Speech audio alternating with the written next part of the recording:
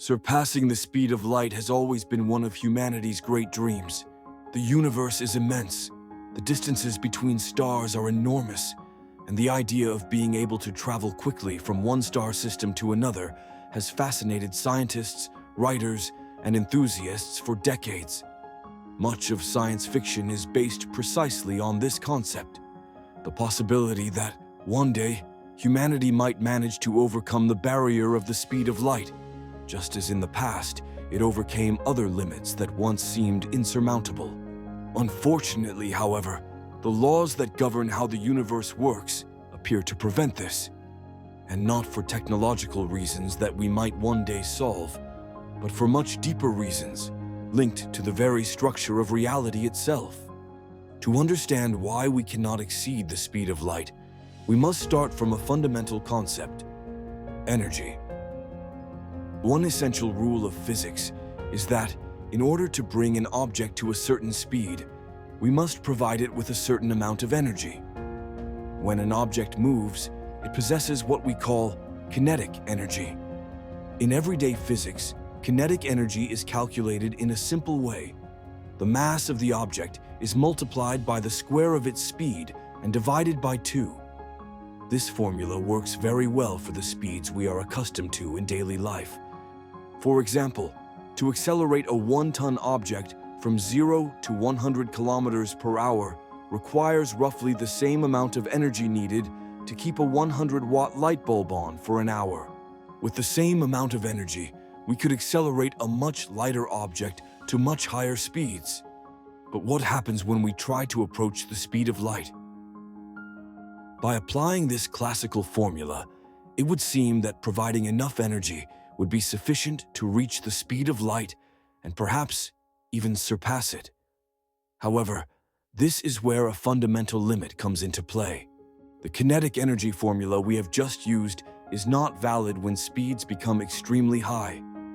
When we approach the speed of light, we must use a different description, introduced by Albert Einstein with the theory of special relativity. According to this theory, the energy required to accelerate an object increases more and more as its speed approaches that of light. No matter how much energy continues to be supplied, it is never enough. In practice, reaching exactly the speed of light would require infinite energy.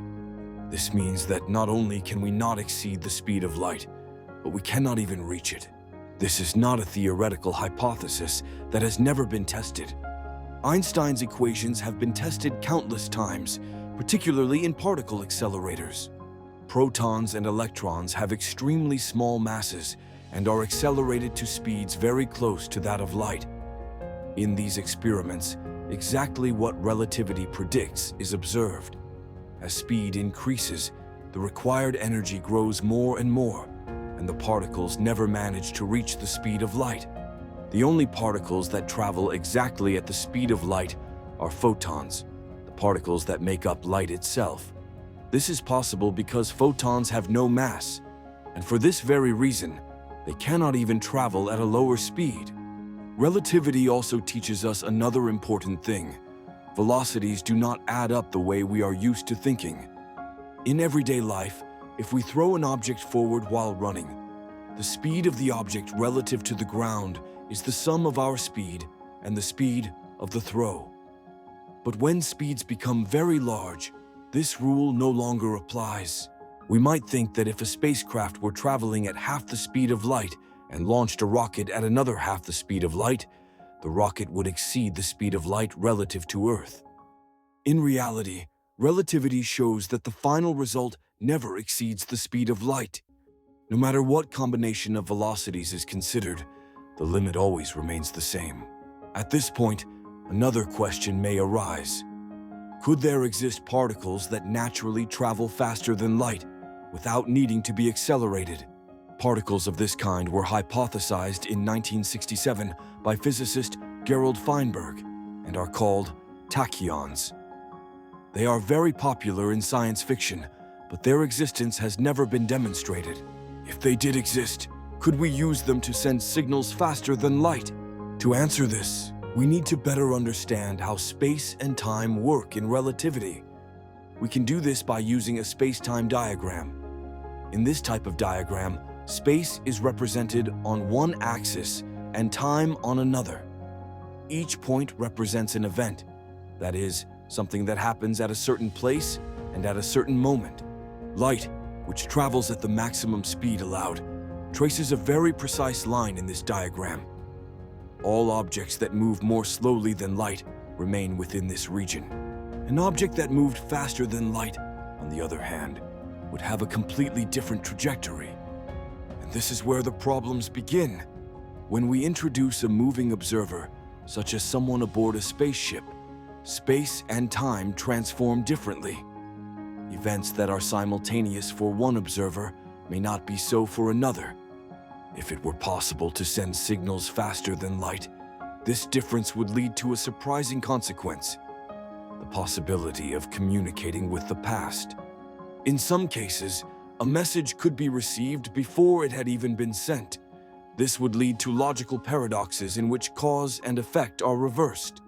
For this reason, the speed of light is not only a speed limit, it is a limit of causality. No information can propagate faster than light without generating contradictions. Any interaction between 2 points in the universe must occur at a finite speed. And this is why a maximum speed must exist. And this maximum speed is precisely the speed of light. In conclusion, we cannot exceed the speed of light, not only because it would require infinite energy, but because it would violate the very structure of space and time.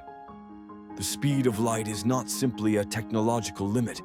It is a fundamental boundary imposed by nature, one that protects the causal order of the universe. Understanding why we cannot surpass it means understanding something profound about how the universe works. It does not only tell us how fast we can go, but it tells us how reality itself is constructed.